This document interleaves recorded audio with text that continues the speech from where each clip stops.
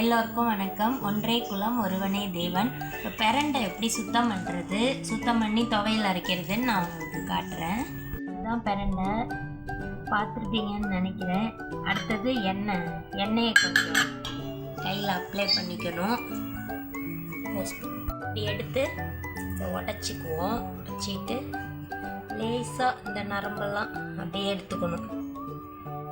இது நல்லா பிஞ்சியாக உள்ளதாக தான் இருக்குது. முத்தலாக உள்ளதாக இருந்தால் நம்ம நல்லா நரம்பு எடுத்துக்கலாம். இது லைட்டாக எடுத்தால் போதும். அப்படி போட்டுறேன். எடுத்து கையிலே ஈஸியாக வருது பாருங்கள் நரம்பு, பிஞ்சின்ற வாசி.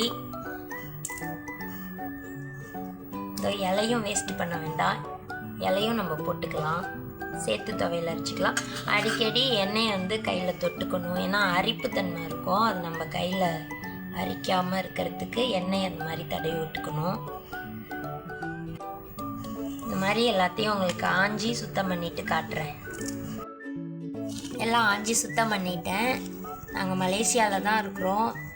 இந்த பிரண்டையெல்லாம் இங்கே நிறையா கொடி கொடியாக காய்ச்சி கிடக்குது. இன்னும் நிறையா மூலிகையெல்லாம் இங்கே அற்புதமாக விளையுதுங்க. நம்ம சித்த வைத்தியர்காரர்கள்லாம் இங்கே இருந்திருந்தாங்கன்னா அவ்வளோ மருத்துவ குணம் கொண்ட மூலிகையெல்லாம் பறிச்சிருப்பாங்க. ஏன்னா மலேசியா ஒரு மலாய் நாடு, மலை பிரதேசம்ல, அதனால இங்கே அரிய வகை மூலிகையெல்லாம் அற்புதமாக முளைச்சிருக்குது. இந்த பிரண்டையெல்லாம் இங்கே அவ்வளோ இருக்கும். எனக்கு இந்த நரம்பு வலி, மூட்டு வலி பிரச்சனையெல்லாம் இதுதான் தீர்த்துக்கிட்டு இருக்குது. நான் இங்கிலீஷ் மருந்து எடுத்துக்கிறத விட இதெல்லாம் எடுத்து அடிக்கடி துவையல் செஞ்சு சாப்பிடுவேன். என் பசங்களுக்கும் கொடுப்பேன் நான் அடிக்கடி. இப்போ கொஞ்சம் நல்லெண்ணெய் ஊற்றிக்கலாம். தெரிக்கும் பிரண்டையை போட்டு நல்லா வதக்கிடும்.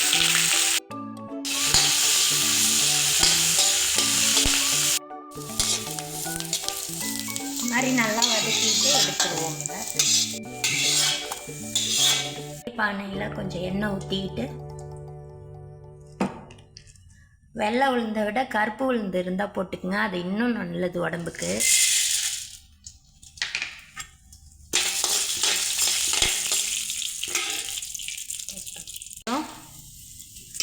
இது கொஞ்சம் நல்லா வெடித்து பொரிஞ்சதும் வாசம் வரும், அது அப்படியே நம்மளுக்கு தெரியும்.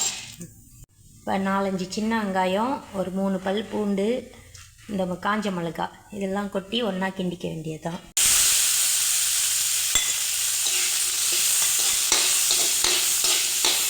அதில் கொஞ்சம் கருவேப்பிலையும் போட்டுக்கலாம்.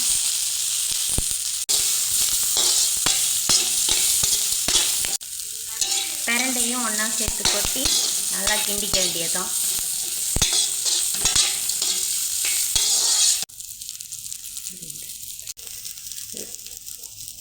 லாஸ்ட்டாக நம்ம இதில் புளி ஊற்றிக்குவோம்.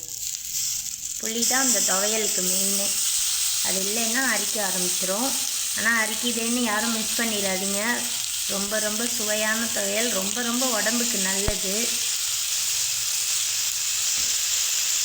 பெரிய பெரிய வியாதிகள்லாம் வராமல் தடுக்கக்கூடிய இந்த சக்தி இந்த பிரண்டைக்கிட்ட இருக்குது.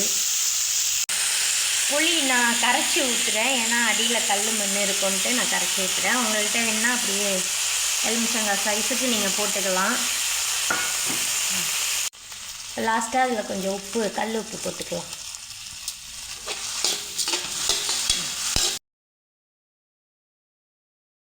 எப்போதும் அம்மியில் தான் அரைப்பேன் துவையல்லாம், அப்போ தான் நல்லா ருசியாக இருக்கும்.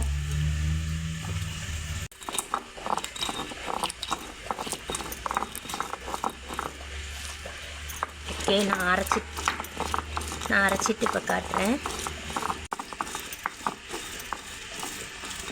நல்லா பட்டு போல் அரைச்சிக்கணும்.